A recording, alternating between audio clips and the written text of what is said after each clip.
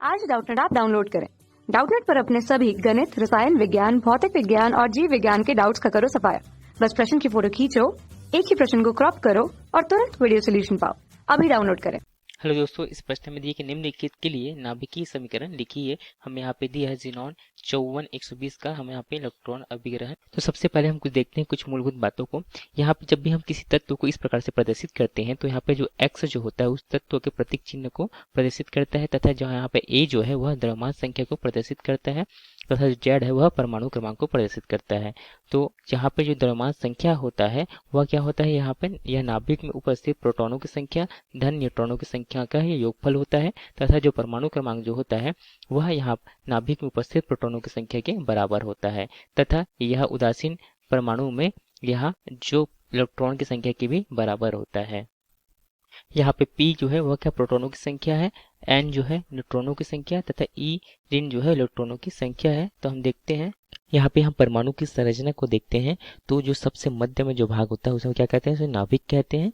और नाभिक में ही यहाँ पे प्रोटॉन तथा जो न्यूट्रॉन होते हैं वो नाभिक में उपस्थित होते हैं। जो प्रोटॉन होते हैं वो कैसे होते हैं, धनावेशित होते हैं, तथा न्यूट्रॉन जो होते हैं आवेशहीन होते हैं, तथा जो इलेक्ट्रॉन होते हैं इस नाभिक के चारों ओर अलग अलग कक्षाओं में यहाँ पे इस नाभिक की परिक्रमा करते रहते हैं।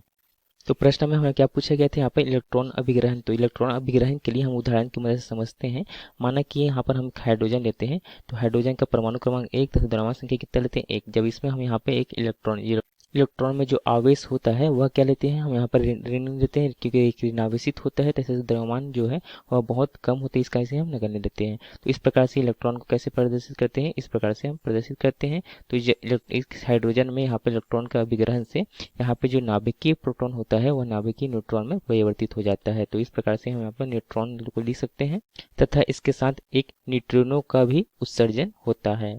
तो प्रश्न में हम यहाँ पे ज़ीनॉन दिया गया था जो कि 54 120 था। तो हम यहाँ पे देखते हैं इसका जो परमाणु क्रमांक 54 था तथा द्रव्यमान संख्या 120 था। इसमें जब यहाँ पे इलेक्ट्रॉन का यहाँ पे अभिग्रहण होगा तो ये क्या हो जाएगा, यहाँ से यहाँ पे न्यूट्रॉनों का उत्पादन होगा, अर्थात यहाँ पे जो इसका द्रव्यमान संख्या है जो परमाणु क्रमांक में क्या हो जाएगी, यहाँ पे एक की कमी हो जाएगी। इस प्रकार से ज़ीनॉन जो है परिवर्तित हो जाएगा किसमें, आयोडीन में, तथा इसका परमाणु क्रमांक क्या होता है, इसका 53 होता है, तथा द्रव्यमान संख्या जो है कोई प्रकार का परिवर्तन नहीं होता, तथा इसके साथ एक न्यूट्रिनो का भी उत्पन्न होता है, अर्थात उत्सर्जन होता है।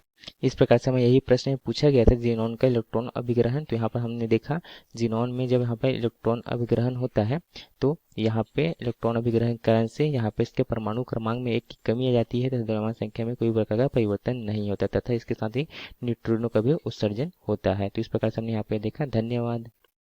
कक्षा 6 से 12वीं से लेकर नीट, IIT, JEE वो एडवांस के लेवल तक 1 करोड़ से ज्यादा छात्रों का भरोसा। आज ही डाउनलोड करें डाउटनेट ऐप या व्हाट्सएप करें अपने सारे डाउट्स 8400 400 400 पर।